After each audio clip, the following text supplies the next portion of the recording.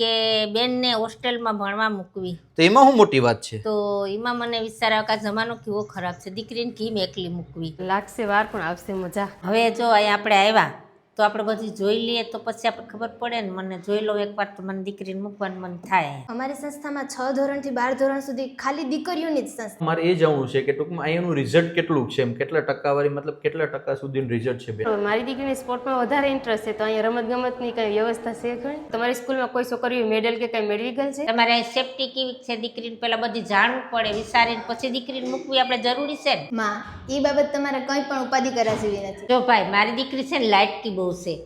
મારે જમવાનું, રહેવાનું બધી વ્યવસ્થિત બધે હોય ને તો પછી મને ગળે વાત ઉતરે, બાકી મને વાત ઉતરે નહીં. તો માં આ છે ને એ આ આખી ભોજનાલય છે. આ જો માં રૂમની સુવિધા, એમાં બહેનોને ગાઈડલું. માં તમે સેફટી બાબતની વાત કરતા હતા ને, તો સેફટીમાં કહું ને તો અમારે આ બધી બિલ્ડિંગોમાં કેમેરા લાગેલા છે. મિત્રો, મને એમ હતું કે મારા મામાના છોકરાને લગ્ન થઈ ગયા ને પછી સુધરી ગયા, પણ હજી જો ઈ છે ને ઘર વડે પછી ઈ ખુદ પીરસતા થઈ ગયું. તો હેલો યુટ્યુબ ફેમિલી, કેમ છો? મજામાં છો કે તમે લોકો મજામાં જ હશે? પહેલાં તો બધાને જય દ્વારકાધીશ, જય મા મોગલ. રાતે રાતે ફરી એક નવા બ્લોગની શરૂઆત કરી દીધી. નાઈ ધોઈને મસ્ત ફ્રેશ થઈ ગયા. આજે જવાનું છે તાલાડા મારા મામાના ઘરે. કેટલા દિવસ થઈ ગયા. મામા કે ભાણા તમે આવો. મેં કીધું કંઈ વાંધો નહીં મામા, તમે બોલાવેલો અમે આવી જાય. મામાના ઘરે જવાનું છે તો મારી માને ખુશી તો કેવી હોય. જય દ્વારકાધીશ રમીમાં. જય દ્વારકાધીશ, જય મા મોગલ, રાધે રાધે, જાજા જય શ્રી કૃષ્ણ. સવારમાં કેમ છો? બાકી તો મજામાં ને? બાકી મજામાં છે ભાઈ. કેમ ઉદાસ ઉદાસ આજ કઈ? ચહેરો તમારો રમીમાં અલગ છે એમ. શહેરો તો એમ છે કે ભાઈનો ફોન હતો તી કે બેનને હોસ્ટેલમાં ભણવા મૂકવી. તો એમાં શું મોટી વાત છે? તો એમાં મને વિચાર આવ્યો કે આ જમાનો કેવો ખરાબ છે, દીકરીને કેમ એકલી મૂકવી. એમાં એક વસ્તુ સાચી વાત છે એમ, કારણ કે બેનને મૂકવામાં થોડોક વિચાર થાય. પણ એક કામ કરીએ આપણે, અત્યારે છે ને આપણે તાલાડા જવું છે મામાને. તો ભાઈ છે ને મને મારા મિત્રો છે ને એ ટૂંકમાં એમ કહેતા હતા કે ભાઈ ગુંદરોણ છે ને કૃષ્ણા સ્કૂલ છે, એ કે ગર્લ્સનું મતલબ રહેવાનું ને બધી ન્યા ને અહીંયા હોસ્ટેલમાં રહેવાનું, ખાવા પીવાનું, ભણવાનું બધું ન્યા ને અહીંયા જ છે. તો આપણે એકવાર અહીંયા વિઝિટ કરી લઈએ, સારું લાગે તો પછી કંઈક વિચારશું. બરાબર? તો હું જોઈ આવું પહેલા તો મને ખબર પડે તો મારી દીકરીને મૂકું ભાઈ. જય દ્વારકાથી, જય મા મોગલ, રાધે રાધે, બધાને જાજાથી જય શ્રી કૃષ્ણ. કેમ છો? મજામાં? બસ એકદમ મજામાં. તો ચાલ આજે આપણે જવાનું છે મામાના ઘરે. હા, જઈ આવીએ. તો માનો ફોન હતો કે ભાઈનો ફોન હતો, તો આપણે એ પણ એક સ્કૂલ વાળું પણ આટો માર લે. તમારે જે કંઈ પ્રશ્ન હોય બધા પૂછી લ્યો. એટલે આપણે ત્યાં જઈએ પછી આપણે હું પૂછી લો કે આ બધું સારું છે કે હું ન એવી રીતના, તો પછી આપણે મૂકશું બેનને આગળ. કઈ વાંધો નીકળશું. તૈયાર થઈ ગયા? વાહ ભાઈ વાહ, દીપા દી તમારો પણ નિખાર આવતો જાય ખરેખર. આવે કોક દીક આવે. હું ઓલી એકવાર કહેતો લાગશે વાર પણ આવશે મજા. લાગશે વાર પણ આવશે મજા. મારો ગાંડીગીરનો હાવસ પણ તૈયાર થઈ ગયો. જો કેમ થઈ ગયો? ઓહ વાવ, હમણાં હીખુંતી હું કે હા કે તો હેલો યુટ્યુબ ફેમિલી, હાલો તો નીકળશું. હાલો પછી પાછું મામા ત્યાં બધા મોડું થઈ જાય. હો ચાલો નીકળીએ. તમારે છે ને રમીમાં અહીંયા જે કંઈ પૂછવું હોય ને પૂછી લે, પછી આપણે કંઈ ઉપાધિ નહીં. આવો ભાઈ, જય શ્રી કૃષ્ણ. બેસો. કેમ છો બેન? મજામાં? મજામાં તો કયો કેમ છે ભાઈ? બોલો ને. બસ મજામાં. હવે છે ને મારા ભાઈની છોકરી છે, એના એડમિશન માટે થઈને અમે અહીં ખાસ આવ્યા છે. લ્યો માં, ચા પીઓ.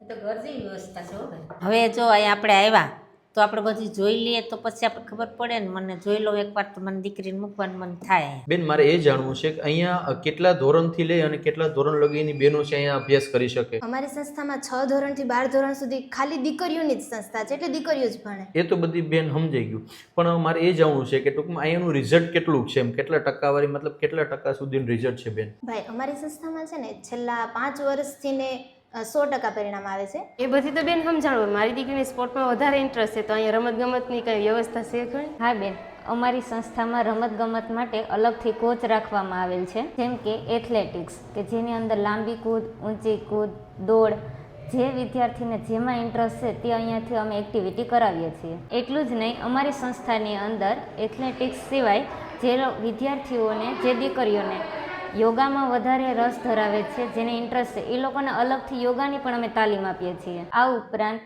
કરાટે, જુડો, કબડ્ડી, ખોખો જેવી વિવિધ રમતો અમારી સંસ્થાની અંદર અલગથી ને તાલીમ આપવામાં આવે છે. એ તો બધી સમજાવો, પણ તમારી સ્કૂલમાં કોઈ છોકરીઓ મેડલ કે કઈ મેળવી ગયેલ છે? હા બેન, અમારી સંસ્થામાંથી 40 દીકરીઓ તો એવી છે કે જેણે સ્ટેટ, નેશનલ અને ઇન્ટરનેશનલ સુધી તો પરફોર્મ કરેલ છે. અને હા બેન, ખાસ કરીને અમારી સંસ્થાની અંદર સ્કિલ ડેવલપમેન્ટ બાબતે વિદ્યાર્થીઓ ઉપર ખાસ અમે વ્યવસ્થિત ધ્યાન આપીએ છીએ. બીજું તો બધી ઠીક, પણ દીકરીને મૂકવી હોય તો તમને તો બેન ખબર છે ને કે દીકરીની જાતને કેમ તમારે સેફટી કેવી છે, દીકરીને પહેલાં બધી જાણવું પડે, વિચારીને પછી દીકરીને મૂકવી આપણે જરૂરી છે ને. માં એ બાબત તમારે કંઈ પણ ઉપાધિ કરવા જેવી નથી. તમારી દીકરી એ જ અમારી દીકરી છે. એ બાબત ઉપર તમે કોઈ પણ ચિંતા કરો નહીં. અમારી સંસ્થા ખાલી દીકરીઓની જ છે. અહીંયા દીકરીઓ જ ભણે છે. એના રૂલ્સ, એના નિયમો, એ બધુંમાં કોઈ પણ પ્રકારની બાંધછોડ રાખવામાં આવતી નથી. હા ભાઈ, એ તો સાચી વાત છે. સેફટીની વાત કરીએ ને, કારણ કે અમે અહીં અંદર આવ્યા ને તો પહેલાં અમારે સિક્યુરિટી ગેટ છે, જે મેન અહીંયા સ્કૂલનો ગેટ છે, ત્યાં અમને ઊભા રાખ્યા, પૂછ્યું કે ભાઈ તમે શું કરવા જાઓ છો, મતલબ તમારો હેતુ શું છે, શું કરવા આવ્યા છો તમે. ગાડી નંબર લખ્યા, કોન્ટેક્ટ નંબર લખ્યા, અંદર કેટલા વ્યક્તિ છે, કેટલા લેડીઝ છે, કેટલા જેન્ટ્સ છે, બધું વેરીફાઈ કર્યા પછી પણ અંદર સ્ટાફને કીધું છે કે ભાઈ આવી રીતના ભાઈ આવ્યા છે અહીંયા સ્કૂલની અંદર મુલાકાત લેવા માટે થઈને, તો હું એને આવવા દઉં. તો ભાઈ સેફટી પર્પઝ કહીએ ને તો ભાઈ 15 થી 20 મિનિટની મારી પ્રોસેસ હતી. મતલબ કેવું હોય ને કે હાઈ સિક્યુરિટી કેવી હોય ને તો ભાઈ કહી શકાય કે ભાઈ જેમ મારી દીકરીને એમ બેને કીધું એમ તમારી દીકરી, મતલબ સેફટી વાઇઝ તો બેસ્ટ છે મારા તરફથી. જો ભાઈ મારી દીકરી છે ને લાઇટકી બહુ છે. મારે જમવાનું, રહેવાનું બધી વ્યવસ્થિત બધે હોય ને તો પછી મને ગળે વાત ઉતરે, બાકી મને વાત ઉતરે નહીં. હાલો માં, હું તમને રૂબરૂ જ બતાવું કે અહીંની વ્યવસ્થા કેવી છે ને. જો માં, આ બધી છે ને આ ક્લાસરૂમ છે, આ અહીંયા ભણવાની સુવિધા છે. જો માં, આ છે ને એ આ આખી ભોજનાલય છે અને આ રસોડું છે. અને જમવાનું તો તમને કહું ને તો આ મેનુ છે. જેવું તમે ઘરે જમવાનું આપો ને એવું જ અહીંયા આપવામાં આવે અને વાર પ્રમાણે એ શેડ્યુલ ગોઠવાયેલું છે આખું. એ રીતે જ છોકરીઓને જમવાનું આપવામાં આવે અને નાસ્તોની સુવિધા પણ અહીંયા કરવામાં આવેલી છે. માં, તમારે જરાય ઉપાધિ કરવાની જરૂર નથી. જેવું તમે ઘેર જમવાનું આપતા હશે ને એવું જ અહીંયા દીકરીઓને જમવાનું આપવામાં આવે. માં, આ એવડું મોટું ગ્રાઉન્ડ તમે જે જોઈ રહ્યા છો ને, આપણે આ સંસ્થાનું જ છે.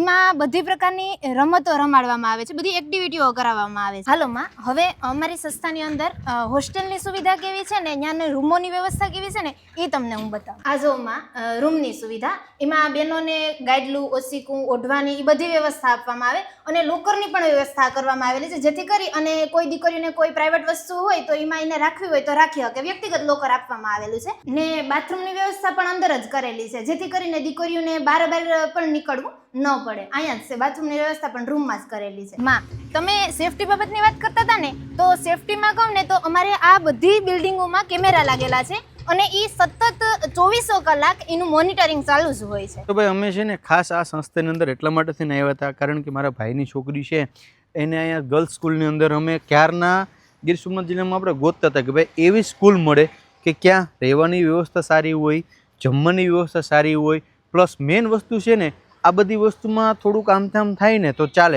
પણ કહેવાય ને કે ભાઈ દીકરીની જાત છે એટલે આપણે એકવાર નહીં 100 વખત વિચારવું પડે એમ. એ મારા કરતાં જે પેરેન્ટ્સ હશે એને વધારે, વાલીઓને વધારે ખ્યાલ હશે કે દીકરીને મૂકતા પહેલાં આપણે 7 વખત વિચારવું પડે. તો સ્કૂલની વિઝિટ કરી છે, ગુંદરણ ગામની અંદર આવેલી જે ક્રિષ્ના સ્કૂલ છે ત્યાં વિઝિટ કરી છે. સ્ટાફ પણ બહુ સારો છે અને મોસ્ટ ઓફલી બધા ટીચર પણ લેડીઝ છે, બરાબર. અને અહીંયા મેઇન એક ટોપિક મને એ ગમ્યો છે કે અહીંયા લેડીઝ સિવાય કોઈને પણ એલાઉડ નથી. કોઈ પણ જેન્ટ્સ આવે તો બધા ગેટની બરાબર, અંદર કોઈને આવવા દેવામાં આવતા નથી. તો ખાસ અમે આજે અહીંયા આવ્યા હતા અને અમને પણ નહોતા આવવા દેતા, પણ અમે સાહેબને રિક્વેસ્ટ કરી છે કે સાહેબ અમારી ઓડિયન્સ છે એને ટૂંકમાં કેવું, મતલબ કે અહીંયા સેફટી છે શું છે, તો અમારે એને વિશે થોડી ઘણી વાત કરવી હતી. તો ભાઈ અમારું ઓપિનિયન્સ કેવું હોય ને તો સારું. શું કે એમાં કેવું લાગ્યું? હવે મૂકી શકીએ ને બેન ને અહીંયા? એકદમ હો, હવે મને કારણ કે હા મારી માને છે ને દરવાજા ગેટમાંથી આવવામાં જ સિક્યુરિટીનું છે ફાયદો પહેલા. કારણ કે ભાઈ છે ને મારા મમ્મીને સૌથી મોટું હતું કે ભાઈ બેનને મૂકવીને તો પહેલાં 7 વાર વિચારવું પડે. તો ભાઈ વધારે ડિટેલ માટે જો કોઈને પણ કંઈ કોન્ટેક્ટ નંબર કે જોતા હોય તો ડિસ્ક્રિપ્શન બોક્સની અંદર એમના કોન્ટેક્ટ નંબર આપેલા છે, તમે એનો કોન્ટેક્ટ કરી લીજો સંસ્થાનો. રેડી? સ્કૂલે વિઝિટ કરીને હવે સીધા પહોંચી ગયા છે મારા મામાના ઘરે. અને ભાઈ મારા મામાએ પૈસા બહુ સારા રાખ્યા. તમે જો કેવડો મોટો બંગલો બનાવે. તારા ભાઈ મેરે પૈસા તો છે, એ તો ફાઇનલ છે. માલ હે તો મહાબત હે. મિત્રો મને એમ હતું કે મારા મામાના છોકરાને લગ્ન થઈ જાય ને પછી સુધરી જાય, પણ હજી જો એ છે ને ઘરવડે એ પછી એ ખુદ પીરસતા થઈ ગયો. એમ કેમ તું પીરસે? હે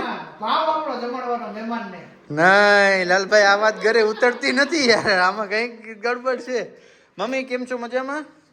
અમે પૈસા છે ને ખાવા જ આવ્યા. જો ગરમા ગરમ મમ્મી મસ્ત મજાની રોટલી બનાવે છે. સવારના ફોન કરી દીધો તો મેં કીધું ભાઈ વહેલું જમવાનું બનાવી નાખજો. હે હાલો તો ભાઈ જમવાનું થઈ ગયું તો હવે જમી લઈશું રામવાડા તો એ કરવા જ આપણે આવ્યા કે રામભાઈ ને મિત્રો છે ને અમારે અજાણું ક્યાંય લાગે જ નહીં બધા ખાઈને ઉભા થઈને રામભાઈની રીતના આખું શાકનું લીધું કે તમે ત્યારે મૂકી દો અહીં હરમાઈ રામીમાં જો જમવાનો એવો ડાઇનિંગ ટેબલ પર વાહ રામીમાં વાહ હે તમારે ભાવ જાતિ ઉંમરે જલસા છે એમ ખરેખર હવે હો રામીમાં હે સાગર કે ખોટી વાત છે હલો સાગરભાઈ તો હવે અમે રજા લઈએ ખૂબ ખૂબ તમારો આભાર કે તમે એમને જમાડી દીધા અને આ બનાવો છો અંદાજિત કેટલાનું એસ્ટિમેટ છે સાગરભાઈ આમ અંદાજિત કહેજો તો ખરા એટલે અમારે રામમામાને કરવું હોય તો ખ્યાલ આવે એમ કેટલા કરોડનું ઇન્વેસ્ટમેન્ટ છે મિત્રો 2 કરોડનું ઇન્વેસ્ટમેન્ટ થાય છે અત્યારે અહીંયા હવે જોઈએ હવે હાલો તો હવે સીધા નીકળીએ કાવ્યબેન ઘરે પહોંચી ગયા છે ને હવે મારે જવાનું છે એક જગ્યાએ બહાર તો આપણે આપણો કોટ લઈ લીધો છે બરાબર અને આ બ્લોગને આપણે અહીંયા એન્ડ કરી દઈએ મળીશું ફરી એક નવો બ્લોગ સાથે જય દ્વારકાધીશ જય મોગલ રાધે રાધે બાય